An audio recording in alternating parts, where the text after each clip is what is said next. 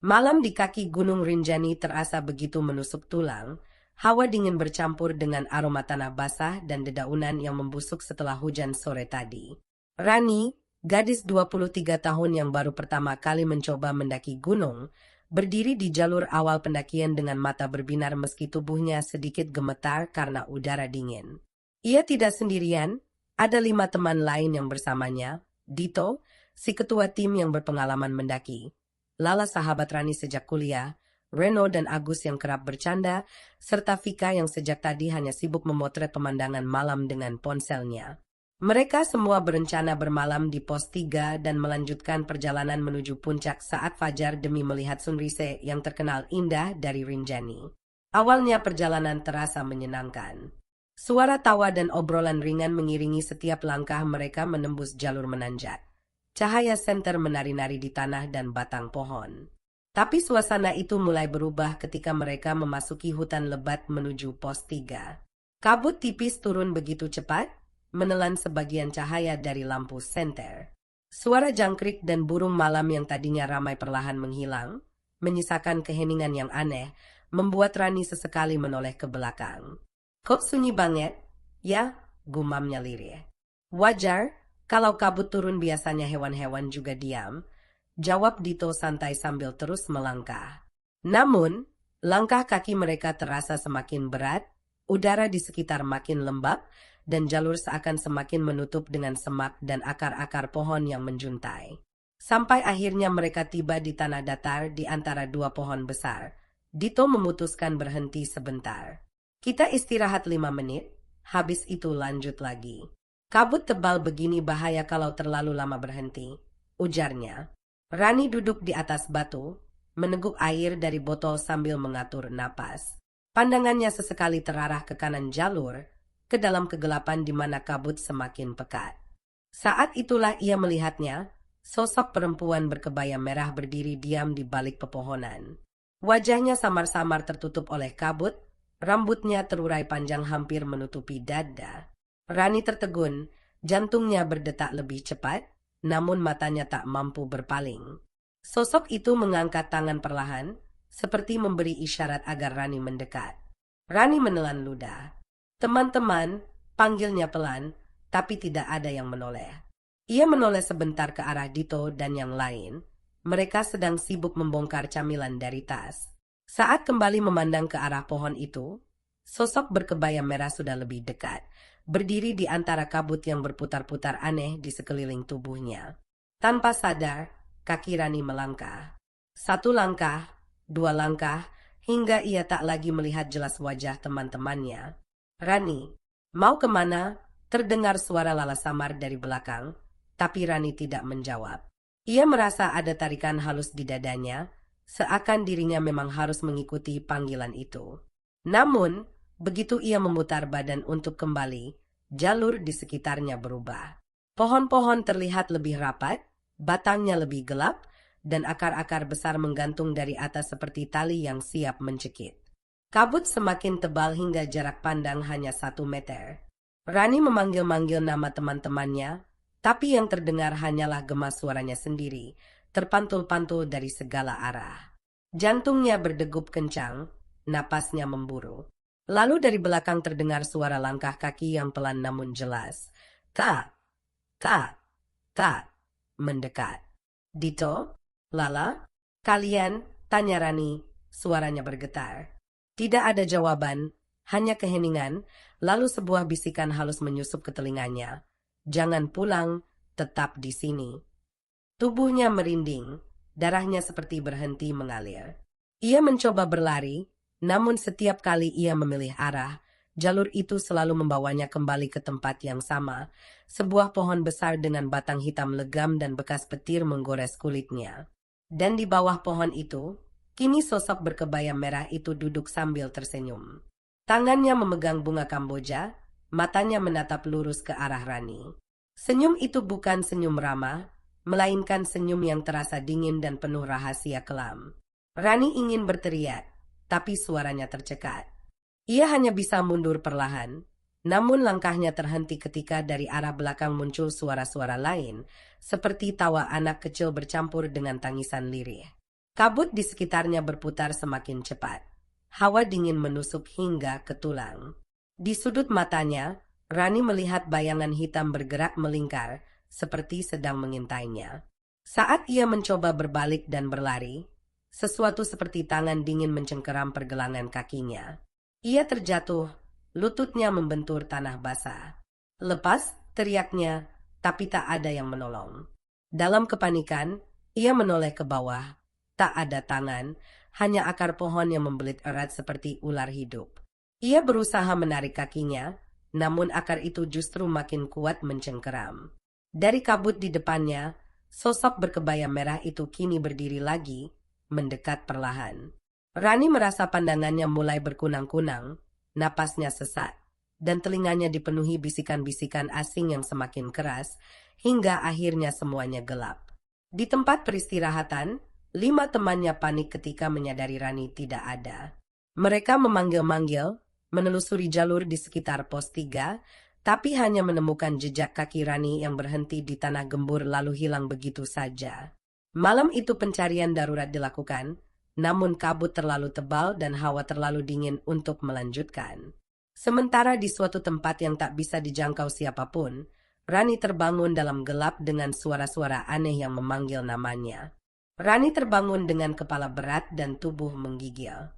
Di sekelilingnya, hutan itu sama sekali tidak seperti jalur pendakian yang ia kenal. Pohon-pohon menjulang lebih tinggi, batangnya hitam seperti terbakar, dedaunannya hanya sedikit dan sebagian besar layu. Kabut tetap tebal, namun anehnya tidak bergerak, seperti gumpalan asap yang menggantung di udara. Ia mencoba berdiri, tapi tubuhnya terasa lemas. Tidak ada suara manusia, hanya bisikan samar dari arah yang tidak jelas sumbernya.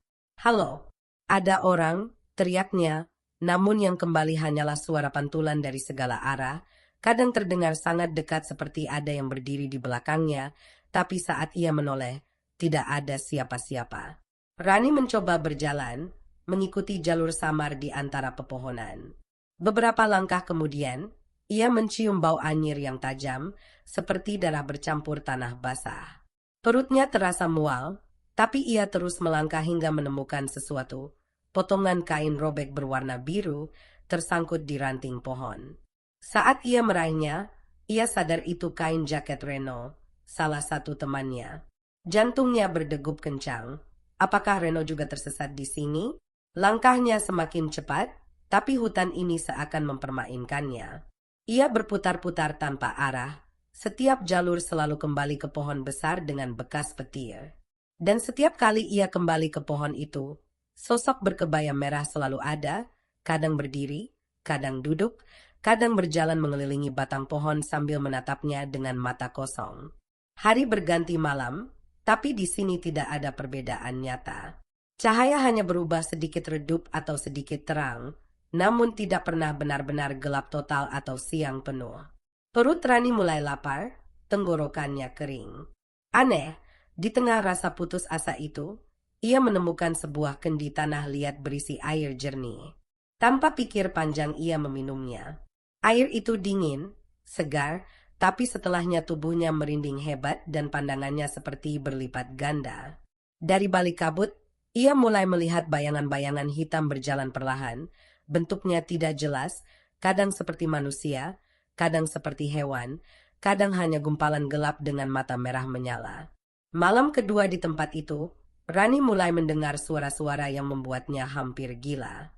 Ada tawa anak kecil yang berlarut-larut, teriakan perempuan dari kejauhan, suara langkah kaki di sekelilingnya yang berhenti mendadak setiap kali ia menoleh.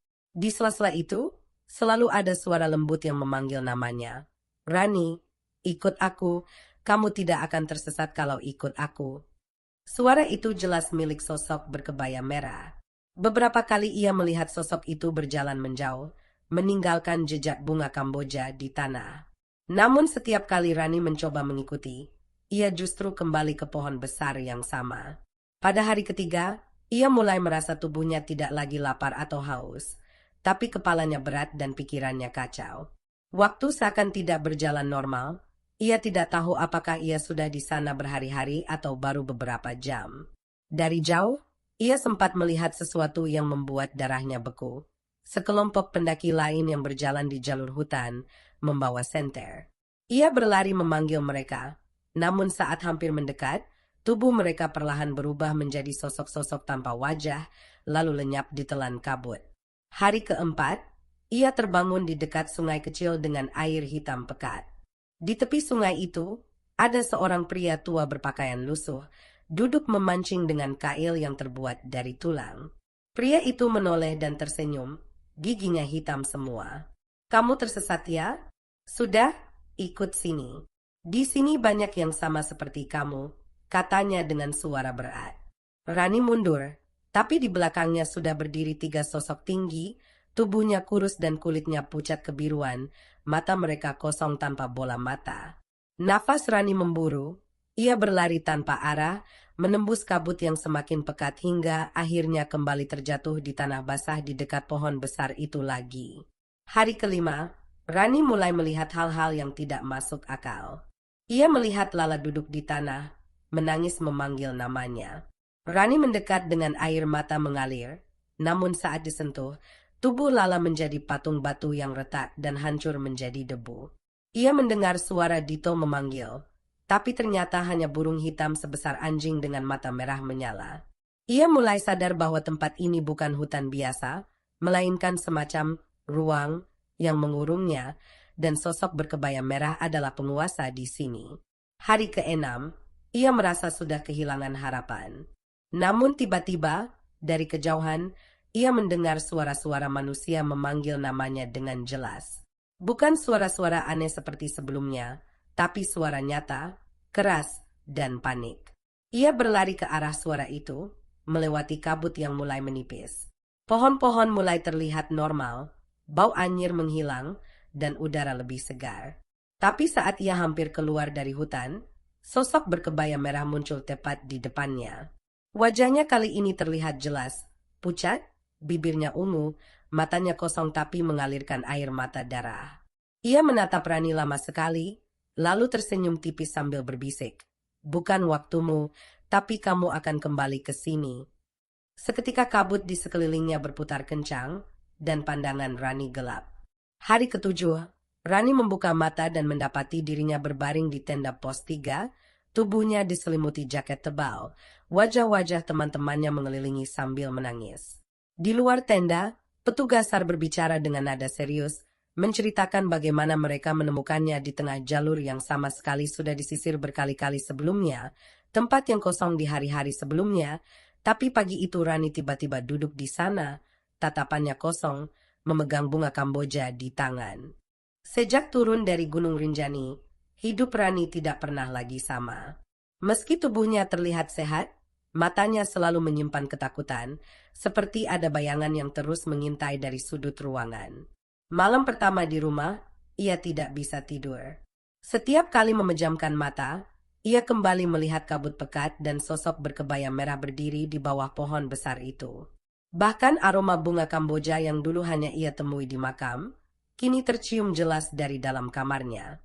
Ibunya mencoba menenangkan, mengatakan itu hanya trauma akibat hilang di gunung, tapi Rani tahu ini bukan sekadar mimpi buruk.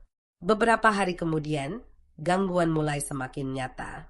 Saat mandi, ia melihat bayangan seorang wanita berdiri di luar pintu kamar mandi, rambutnya menutupi wajah. Saat makan malam, piringnya tiba-tiba pecah sendiri meski tak tersentuh. Malam-malam berikutnya, pintu kamarnya bergetar keras, diiringi suara ketukan 3 kali. Setiap kali ia buka, hanya ada udara dingin yang menyusup masuk, membuat kulitnya merinding. Teman-temannya yang ikut mendaki pun mengalami hal aneh. Lala mengaku sering mendengar langkah kaki di balkon rumahnya padahal ia tinggal di lantai 2. Dito bermimpi berulang kali berada di hutan dengan pohon besar itu, dan setiap mimpi berakhir dengan sosok berkebaya merah memegang pundaknya. Reno tiba-tiba jatuh sakit tanpa sebab, tubuhnya panas dingin dan terus mengigau memanggil nama Rani. Puncaknya terjadi seminggu setelah kepulangan mereka. Malam itu hujan deras, petir menyambar berkali-kali. Rani terbangun sekitar pukul 2 dini hari karena mendengar suara tawa anak kecil dari halaman belakang.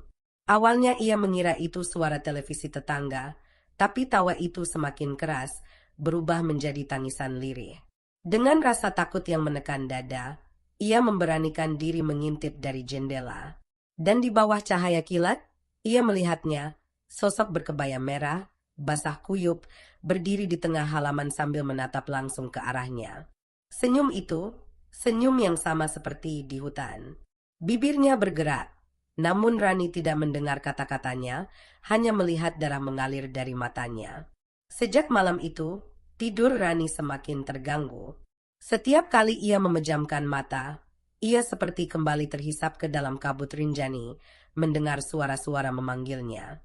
Bahkan di siang hari, bayangan itu kerap muncul.